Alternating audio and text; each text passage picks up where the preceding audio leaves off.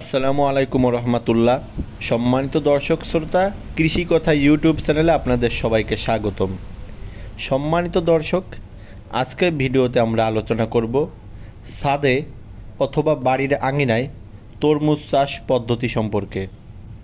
সম্মানিত দর্শক, আপনারা কিন্তু অনেকেই জানতে চেয়েছেন বর্ষাকালে অথবা বৃষ্টির সময় তরমুজ গাছে তরমুজ হয় কি না, গাছের গোড়া পচে যায় কি না, অথবা গাছের রোগবিধি কেমন কি হয়।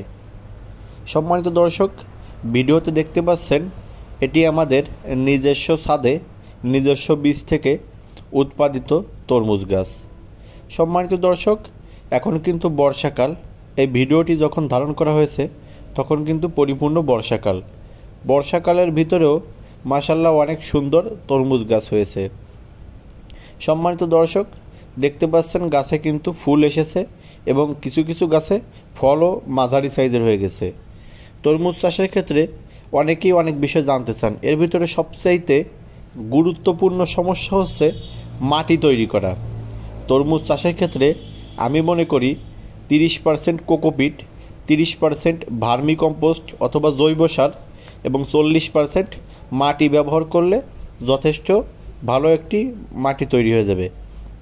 এবং মাটিতে যত শক্তি থাকবে তরমুজ গাছও কিন্তু ফলন তত বেশি দেবে।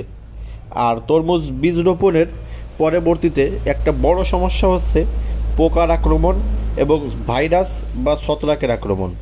সম্মানিত দর্শক, পোকার আক্রমণ থেকে তরমুজ গাছকে রক্ষা করতে আপনি কিন্তু নিম তেল অথবা কীটনাশক ব্যবহার করতে পারেন। আর ছত্রাক থেকে রক্ষা করতে আপনি ছত্রাকনাশক ব্যবহার করতে পারেন। এছাড়া যে কোনো ধরনের তরমুজের বীজ এবং যে কোনো ধরনের ফুল ফল সবজির বীজ নিতে স্ক্রিনে দেখানো নাম্বারে হোয়াটসঅ্যাপে নক দিতে পারেন। আমরা সারা বাংলাদেশে ক্যাশ অন হোম ডেলিভারি পাঠিয়ে থাকি। সম্মানিত দর্শক, তরমুজ গাছ রোপণের সাধারণত 2 মাস পর থেকে ফল আসা শুরু হয় এবং 3 মাসের ভিতরে, তো অর্থাৎ 80 থেকে 90 দিনের ভিতরে কিন্তু ফল পরিপক্ক হয়ে যায় এবং কাটার উপযুক্ত হয়। দেখতে পাচ্ছেন আমাদের গাছে কিন্তু কিছুটা ছত্রাকের আক্রমণ অলরেডি হয়ে গেছে। আমরা এখন এই পাতাগুলোকে ভেঙে দিব এবং ছত্রাকনাশক স্প্রে করব বৃষ্টি কমলে। আপনারা যদি তরমুজ গাছে ছত্রাকের আক্রমণ হয়, চেষ্টা করবেন শুরুতেই আক্রান্ত পাতাগুলোকে ফেলে দেওয়ার এবং কীটনাশক বা ছত্রাকনাশক স্প্রে করার। যদি পাতাগুলো ফুটো ফুটো হয়ে যায় সেক্ষেত্রে কীটনাশক স্প্রে করবেন।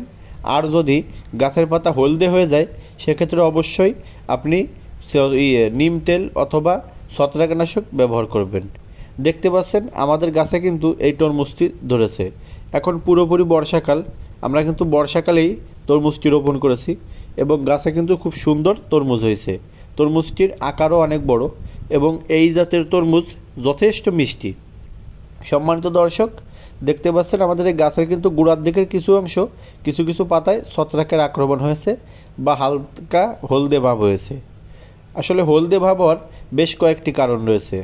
এর ভিতরে একটি গুরুত্বপূর্ণ কারণ হচ্ছে আপনার গাছের নাইট্রোজেনের অভাব বা প্রয়োজনীয় গাছের উপাদানের অভাবের কারণে হলদে হয়ে যায়।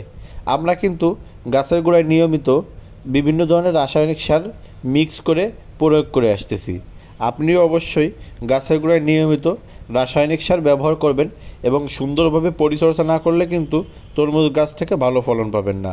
আর আপনি যদি আমাদের কাছে চ্যানেলে নতুন হয়ে থাকেন তাহলে আমাদের চ্যানেলটি সাবস্ক্রাইব করে পাশে থাকবেন। সবাই ভালো থাকবেন, সুস্থ থাকবেন। ধন্যবাদ সবাইকে।